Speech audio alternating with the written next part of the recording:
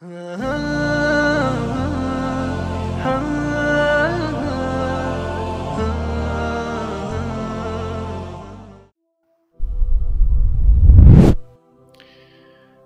seorang bernama Dzul Khuwaisirah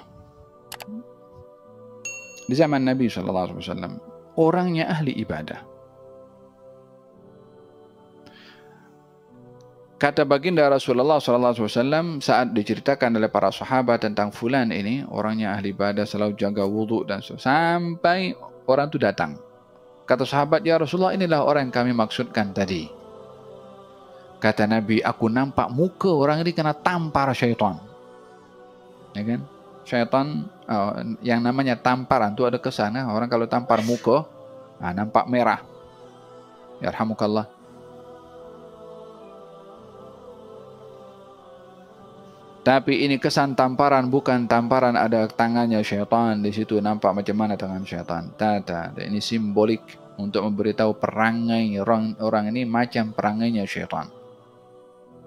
Dilihat oleh Nabi pada mukanya. Sampai orang itu datang. Kemudian Nabi panggil kepada dia. Adakah kamu berkata ketika kamu masuk dalam majlis ini, engkau adalah orang yang paling baik? Dalam majlis itu ada siapa? Ada sahabat Nabi. Nabi pun ada di situ. Dia boleh tengok dirinya lebih baik. Siapa yang ajar dia wudhu? Siapa yang ajar dia salat? Siapa yang ajar dia baca Quran? Ada di hadapan matanya. Tapi dia melihat dirinya lebih baik. Dia kata, ya. Dia mengaku. Kata Nabi, oleh sebab itu aku nampak kesan tamparan syaitan pada mukamu. Tahukah apa yang berlaku kepada orang itu? Dia tak minta maaf. Dia tak minta, ya Allah, ya Rasulullah, doakan aku. Ya Rasulullah, mintakan ampun kepada Allah untuk diriku. Tak minta nasihat pun, dia terus tinggalkan Nabi macam itu. Dengan siapa dia berhadapan itu? Bukankah dengan Rasulullah? Ya. Tapi begitulah sikapnya. Oleh sebab itu, kata sahabat ketika mendengar ada orang yang, andailah aku hidup di zaman Rasulullah. Kata sahabat itu mengatakan, mana kau tahu hidup di zaman Rasulullah, kau berada di saf yang mana satu? Adakah akan bersama dengan Abu Bakar Siddiq, Umar bin Khattab, Utsman bin Affan, Ali bin Abi Thalib, atau berada di safnya Abdullah bin Ubay bin Salul? Tak tahu. Yani jangan menganggap, kalau aku hidup di zaman Nabi mesti seronok. Iya kalau termasuk yang dapat hidayah. Kalau tidak, alhamdulillah dicipta oleh Allah di zaman kita masih kenal kepada Nabi, sayang kepada Nabi. Dihargai pemberian itu. Jangan mengandaikan yang tidak wujud. Orang itu pun tinggalkan Nabi. Kata Nabi, siapa di antara kamu yang boleh penggal kepala orang itu? Nabi tahu takkan ada orang buat. Kata Sayyidina Abu Bakar, ana ya Rasulullah. Sayyidina Abu Bakar pergi.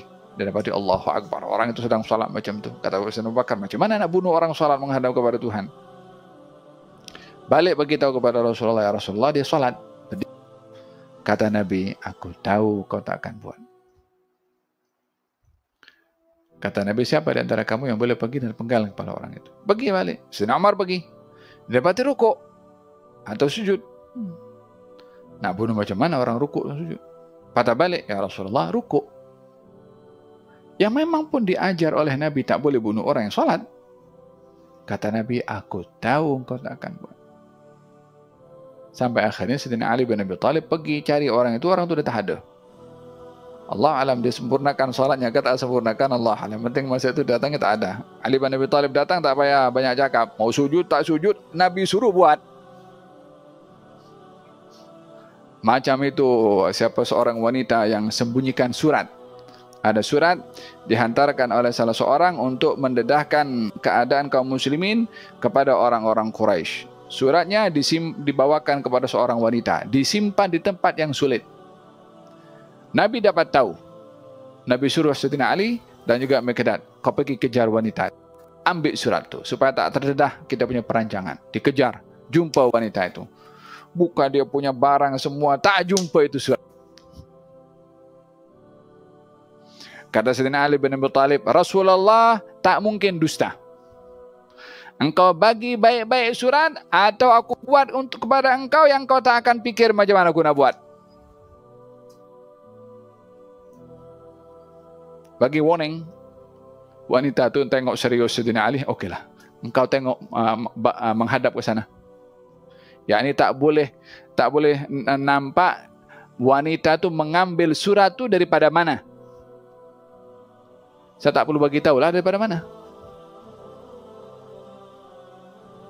Oleh sebab itu dia malu untuk dilihat laki-laki, dia minta Sayyidina Ali menghadap ke menghadap untuk tidak melihat dirinya saat mengambil itu surat. Dijumpa juga itu surat. Yang dikata oleh Nabi pasti benar. Faham tak?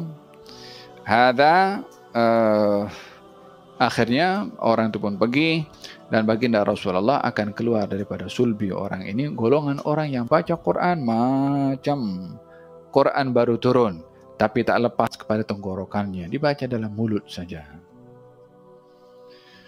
Oleh sebab yang demikian, ramai zaman yang menggunakan agama sebagai pakaian untuk menutup niatnya yang busuk. Faham tom?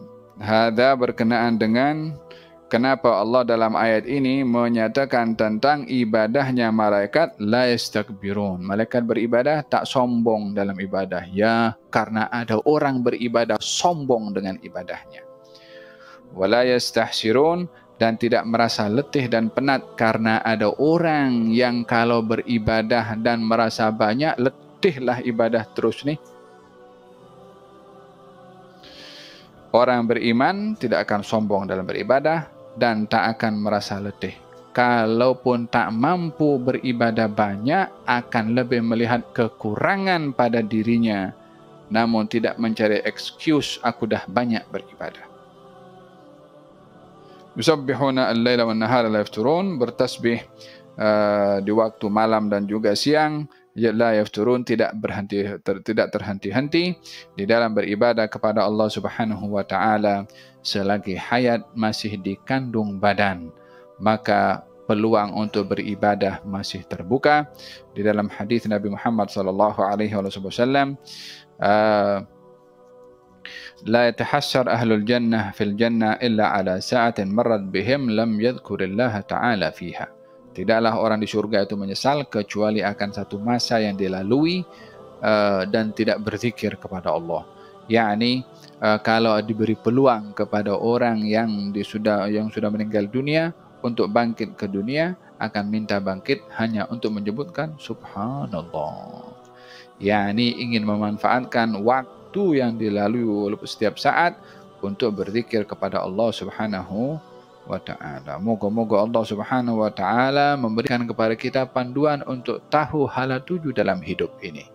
Dan moga-moga Allah Subhanahu wa ta'ala bimbing kita untuk menjadikan akhirat adalah tujuan bagi kita dengan kita banyak beribadah ketaatan dan meninggalkan hal yang maksiat kepada Allah Subhanahu wa ta'ala. Moga-moga Allah anugerahkan kepada kita taubat nasuha ya rabbal alamin, dan moga-moga Allah Subhanahu wa ta'ala selamatkan kita daripada terpedaya dengan ibadah, dan dijadikan ibadah ini sebagai wasilah untuk makin menghinakan diri di hadapan Allah Subhanahu wa ta'ala, dan Allah anugerahkan kepada kita manisnya ibadah. Amin Allahumma.